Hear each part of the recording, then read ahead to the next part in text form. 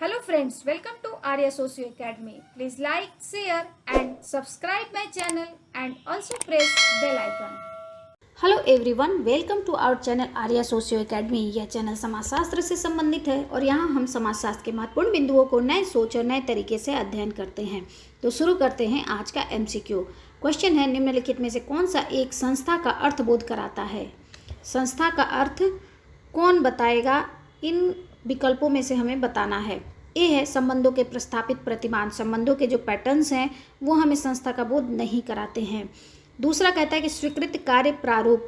कार्य प्रारूप तो होता है, कार्य के सिर्फ कार्य प्रारूप नहीं होता है बल्कि उसकी एक व्यवस्थित नियम भी होते हैं, उसके प्रारूप भी होती हैं, उसकी दशाएं भी होती हैं। तो अर्थात यह आंसर उतना उचित नहीं है। सी कहता है कार्य प्रणाली के प्रस्थापित स्वरूप एवं दशाएं। यह बिल्कुल सही है। डी लोकप्रिय जीवन शैली, अर्थात यह आंसर नहीं होगा। तो फर्स्ट का आंसर हमारा हो गया, मिल गया यहाँ सी। अब कुछ अन्य जानकारियाँ देख लें। संस्था की सर्वप्रथम सबसे पहले बात कौन करते हैं? स्पेंसर महोदय करते हैं। इनकी बुक आ जाती है द फर्स्ट प्रिंसिपल, जिसमें यह संस्था की चर्चा करते हैं। संस्था के दूसरे सबसे प्रमुख विचारक समनर आते हैं। समनर महोदय ने संस्था की बात किसमें की है? उनकी बुक आती है फुकवेज, जो कि 1906 में आती है। समनर महोदय संस्था के उद विकास की बात करते हैं। संस्था के उद विकास की बात करते हैं, जिसमें यह IHFCMI की चर्चा करते हैं। IHFCMI, जिसको मैंने संस्था से संबंधित जो वीडियो बना हुआ है वहाँ बताया हुआ है कि संस्था का विकास कैसे हुआ है, किन किन चरणों से हुआ है। इसके लिए आप वहाँ संस्था का वीडियो देख सकते हैं। दूसरा, संस्था के ये प्रकार भी बताते हैं। संस्था के प्रकार कितने होते हैं? 2 प्रकार इन्होंने बताया है। पहला है क्रिएसिव, जो स्वतः उत्पन्न होता है। दूसरा इनएक्टिव, 2 मानव निर्मित होता है। एक होता है स्वतः निर्मित और दूसरा होता है मानव निर्मित। तो संस्था संबंधित वीडियो देखिएगा, सारी जानकारियाँ आपको वहाँ मिल जाएंगी। तो फर्स्ट का आंसर हम लोगों ने देखा यहाँ सी। नेक्स्ट क्वेश्चन 2, किसने कहा कि प्राथमिक समूह मानव प्रकृति की नर्सरी है? यह एक कथन है प्राथमिक समूह से संबंधित, और जिसमें कहा गया कि मानव प्रकृति की क्या है? नर्सरी है। प्राथमिक समूह को नर्सरी किसने कहा है? ए समनर, बी फ्रायड, सी कूले, डी मैक्वेरम पेज। तो ये कथन बहुत ही ईजी है। यह कथन है कूले महोदय का। कुछ अन्य कथन है जो इसी से मिलते जुलते हैं, उन्हें भी आप नोट कर लीजिए, अच्छा रहेगा। प्राथमिक समूह की मानव प्रकृति की नर्सरी है, पहला कथन है। दूसरा ये कहते हैं कि यह प्राथमिक समूह क्या है? मानव स्वभाव की पोशिका है। मानव स्वभाव की पोशिका है। नेक्स्ट ये कहते हैं कि ये क्या है? मानव का पालना गृह है। मानव का पालना गृह है। वे इसलिए ऐसा कथन देते हैं, कहते हैं कि प्राथमिक समूह क्या है? मानव के शुरुआत में ही इस मानव के साथ होता है, जहाँ मानव का पालन पोषण होता है। तो ये पोशिका है, उसके लिए गृह का कार्य करती है, नर्सरी का कार्य करती है। इस तरह से प्राथमिक समूह की विशेषताओं को यह बताते हैं। कूले महोदय की और चर्चा करें तो इन्होंने समाजीकरण का सिद्धांत दिया था। समाजीकरण का सिद्धांत दिया था, जिसमें उन्होंने सिद्धांत दिया था कि स्व और समाज जुड़वा है। स्व और समाज जुड़वा है। इनकी बात करें तो इनके ने लुकिंग ग्लास सेल्फ थ्योरी, इसी को इंग्लिश में कहते हैं लुकिंग ग्लास सेल्फ थ्योरी भी देते हैं। इनकी बुक कौन सी है? Human nature and social order, जिसमें यह लुकिंग ग्लास सेल्फ थ्योरी की अवधारणा देते हैं। फ्रायड की बात करें तो समाजीकरण में यह ईगो सुपर ईगो की बात करते हैं। समनर की बात करें तो समनर महोदय का एक कथन नोट करिएगा। वो कहते हैं कि इतिहास में कोई भी ऐसा समय नहीं रहा जहां वर्ग घृणा उपस्थित ना हो। लिख देती हूँ, इतिहास में कोई भी ऐसा समय नहीं रहा जहाँ वर्ग घृणा उपस्थित न हो। वर्ग घृणा उपस्थित न हो। इस तरह का कथन समनर महोदय देते हैं। तो ये सारी इंपॉर्टेंट चीज़ है, इसे आप नोट कर लीजिएगा, आप लोग के लिए काम आएगी। तो 2 का आंसर हम लोगों ने देखा यहाँ सी। नेक्स्ट क्वेश्चन 3, निम्नलिखित में से कौन एक संस्था का उदाहरण नहीं है? संस्था का उदाहरण नहीं है यह पूछ रहा है। ए विवाह, बिल्कुल यह संस्था है। बी समकक्ष व्यक्तियों का समूह, समूह क्या है यहाँ लिख दिया ही है समूह, तो अर्थात हमारा आंसर मिल गया। 3 का आंसर हो गया बी। परिवार संस्था एवं समिति दोनों के रूप में आता है और नातेदारी संस्था है। तो 3 का आंसर हम लोगों को मिल गया यहाँ बी। नेक्स्ट क्वेश्चन 4, समाज अपने में ही एक संघ है, यह कथन किसका है? ए गिडिंग्स, बी मैकाइवर, सी ग्रीन, डी क्यूबर। तो यह कथन गिडिंग्स महोदय का है। तो 4 का आंसर हमारा हो जाता है यहाँ ए। कुछ अन्य कथनों की बात करें, समाज से संबंधित कुछ अन्य कथन को भी हम लोग यहाँ देख लेते हैं। गिडिंग्स की एक और कथन आ जाती है जो कहते हैं कि समाज क्या है? समानता की चेतना है, समानता की चेतना है। कॉन्शियसनेस ऑफ काइंड की अवधारणा गिडिंग्स महोदय ही देते हैं समाज से संबंधित। और अधिक देखें तो कूले की यहाँ बात आ जाती है। कूले कहते हैं कि व्यक्तिगत विचारों के मध्य संबंध, समाज क्या है? व्यक्तिगत विचारों के मध्य एक संबंध है। वहीं पार्सन्स महोदय समाज को सामाजिक संबंधों की जटिलता के रूप में देखते हैं। कहते हैं कि समाज क्या है? सामाजिक संबंधों की जटिलता है। वहीं मैकाइवर एंड पेज क्या कहते हैं कि समाज क्या है? सामाजिक संबंधों का जाल है, संबंधों का जाल है। वहीं सीमेल इसे क्या कहते हैं? समाज को सीमेल महोदय कहते हैं कि समाज क्या है? सामाजिक अंतःक्रियाओं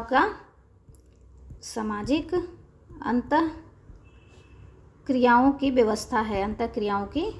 व्यवस्था है, अरस्तु को देखें तो अरस्तु क्या कहते हैं? कहते हैं कि मानव क्या है? एक सामाजिक प्राणी है। मानव एक सामाजिक प्राणी है। यहीं अगर दुर्खीम की बात करें तो समाज को क्या कहते हैं? सुई जेनरिस कहते हैं। क्या कहते हैं? सुई जेनरिस, अर्थात समाज क्या है? स्वतः उत्पन्न है। तो इस तरह से हम लोगों ने देखा क्वेश्चन एक है, बहुत ही ईजी है, लेकिन हमारे एक क्वेश्चन से कितने सारे क्वेश्चंस निकल के आते हैं। अर्थात यह भी परिभाषा पूछा हुआ है कूले की कि समाज को व्यक्तिगत विचारों के मध्य संबंधों के रूप में समाज को कौन देखता है। पार्सन्स की भी यह परिभाषा पूछी हुई है एग्जाम में, अरस्तु की भी ये परिभाषा पूछी हुई है, दुर्खीम की भी यह बात पूछी हुई है। तो इस तरह से मैं यहाँ जो भी टॉपिक्स बताती हूँ, जो भी चीज़ें बताती हूँ, वो आप लोगों के लिए कहीं ना कहीं से वो आप लोग के लिए बहुत ही बेनिफिट के लिए होगा, बहुत ही आपके लिए यूज़फुल होगा। तो इसलिए आप इसे नोट कर लीजिए और इस तरह की वीडियो आप अधिक से अधिक लोगों तक शेयर करें। नेक्स्ट क्वेश्चन 5, संपूर्ण संस्था की अवधारणा का सूत्रपात किसने किया? संपूर्ण संस्था की अवधारणा कौन देता है?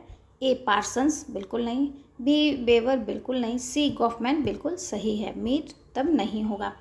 संपूर्ण संस्था की अवधारणा गॉफमैन देते हैं। इनकी कुछ अन्य अवधारणाओं को भी देखें तो गॉफमैन महोदय यहाँ अंतःक्रियावादी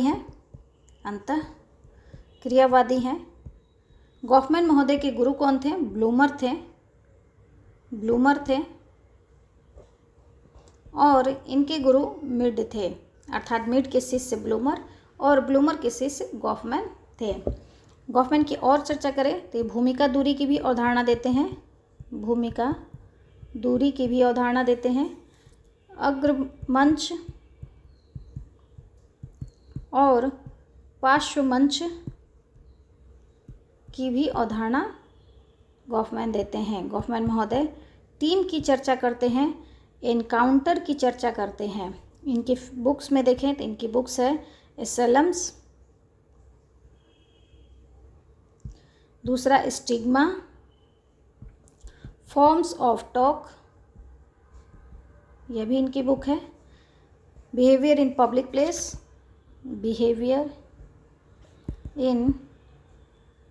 प्लेस, यह भी गॉफमैन की बुक है।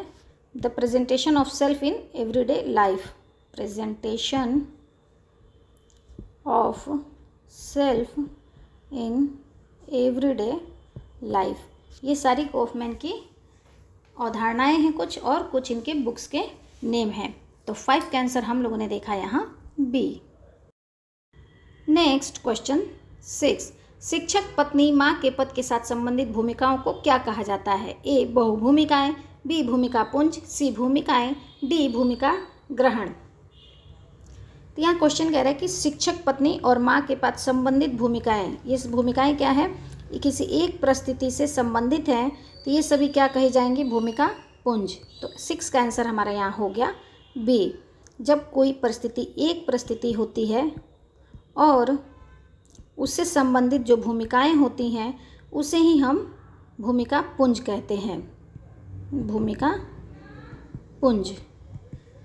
और बहुल भूमिकाएं होती हैं जब बहुत सारी परिस्थितियां होती हैं और उन परिस्थितियों के अनुरूप सभी की भूमिकाएं होती हैं, तो इसे हम बहुभूमिकाएं कहते हैं। बहुभूमिका की चर्चा कौन करते हैं? लिंटन महोदय करते हैं। भूमिका पुंज मर्टन महोदय की अवधारणा है। भूमिका ग्रहण यह मीड महोदय की अवधारणा है।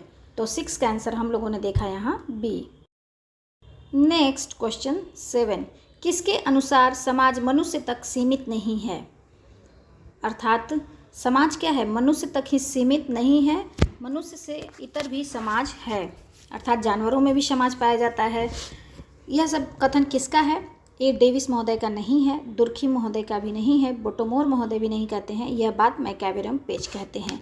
तो 7 का आंसर हो गया बी। इन्होंने कहा कि समाज केवल मानव में ही नहीं है, ये बल्कि यह पशुओं में भी पाया जाता है, पशुओं में भी समाज होता है। जैसे एग्जाम्पल देखें, एग्जाम्पल चींटियाँ हो गई, मधुमक्खियाँ हो गई,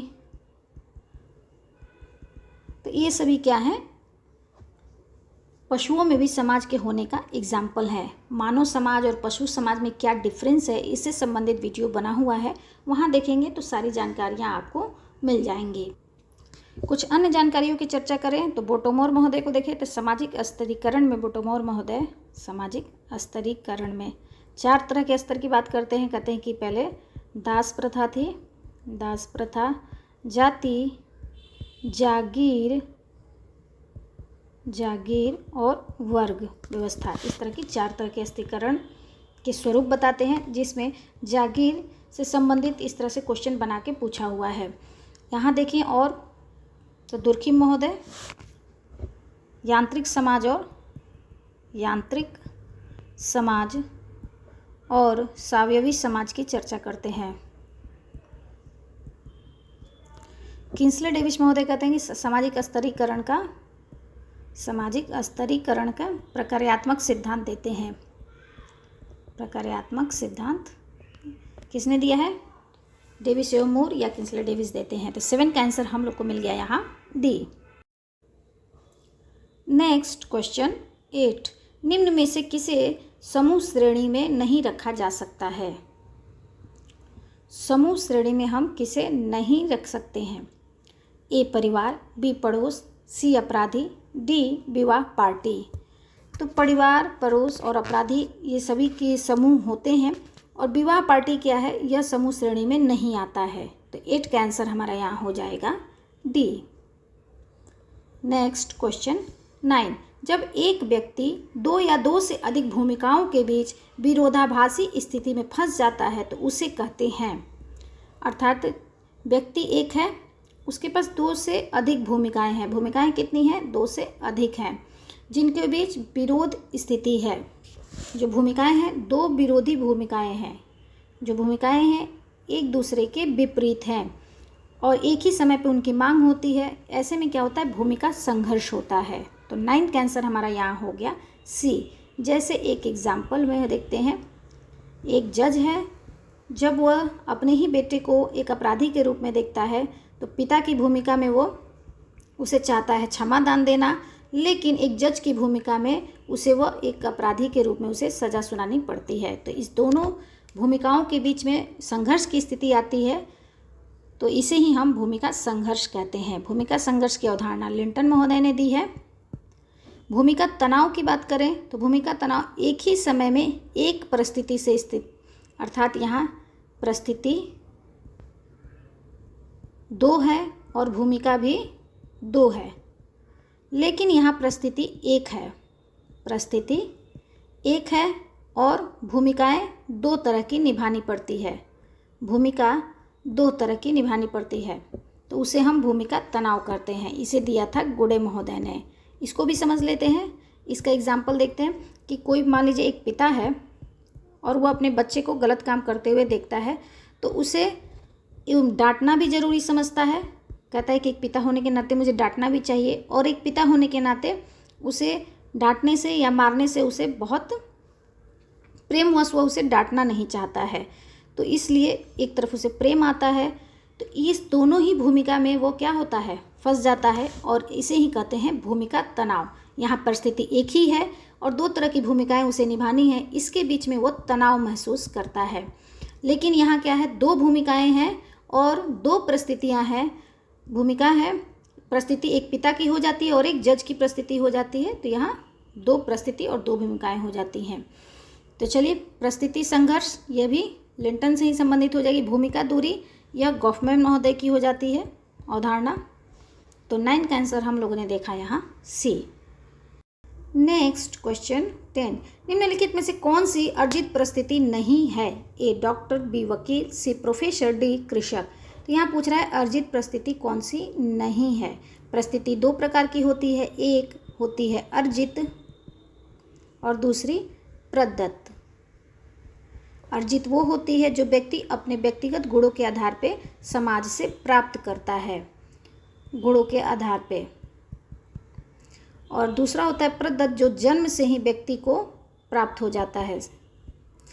डॉक्टर, वकील और प्रोफेसर, ये क्या है, तीनों के लिए व्यक्ति को अध्ययन करना पड़ता है, अपने गुणों का विकास करना पड़ता है, तब वो जाके इन पदों को प्राप्त करता है। तो यह हो जाती है सारे एग्जाम्पल अर्जित के। और प्रदत्त क्या हो गया, कृषक हो जाएगा, क्योंकि कृषक क्या है, किसान है। किसान का कोई पुत्र होगा या जो भी पुत्र है उसके पिता किसान रहेंगे, तो यह क्या है, प्रदत्त परिस्थिति के अंतर्गत आ जाएगा, जो उसे जन्म से ही मिल जाता है। 10 का आंसर हमारा यहाँ हो गया डी।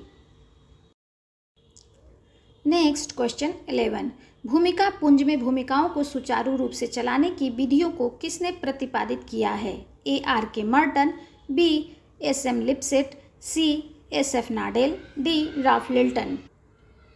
तो यहाँ क्वेश्चन में ही है भूमिका पुंज। भूमिका पुंज की अवधारणा कौन देते हैं? मर्टन महोदय देते हैं। तो 11 का आंसर मिल गया हमारा ए। कुछ अन्य जानकारियाँ हम लोग देख लें। मर्टन महोदय भूमिका पुंज के साथ परिस्थिति पुंज की भी चर्चा करते हैं। परिस्थिति पुंज की चर्चा करते हैं। परिस्थिति क्रम की अवधारणा भी इन्होंने ही दी है, परिस्थिति क्रम। और इनकी अवधारणाओं की चर्चा करें तो यह कहते हैं कि प्रमुख परिस्थिति नियंत्रणकारी परिस्थिति और प्रभुत्वकारी परिस्थिति की भी चर्चा कौन करते हैं? मर्टन महोदय करते हैं। मर्टन महोदय की और बात देखें तो ये भूमिका की तो बात हम लोगों ने कर ली। ये कहते हैं कि मध्य अभिसीमा सिद्धांत देते हैं, मध्य अभिसीमा सिद्धांत देते हैं। मर्टन महोदय की देखें तो सेरेंडिपिटी की बात करते हैं, सेरेंडिपिटी की अवधारणा मर्टन महोदय देते हैं। मर्टन महोदय को देखें तो यह प्रकार्यात्मक विकल्प की चर्चा करते हैं, प्रकार्यात्मक विकल्प की बात करते हैं। मर्टन महोदय की और चर्चा करें तो यह अनुरूपता और विचलन की भी बात करते हैं, अनुरूपता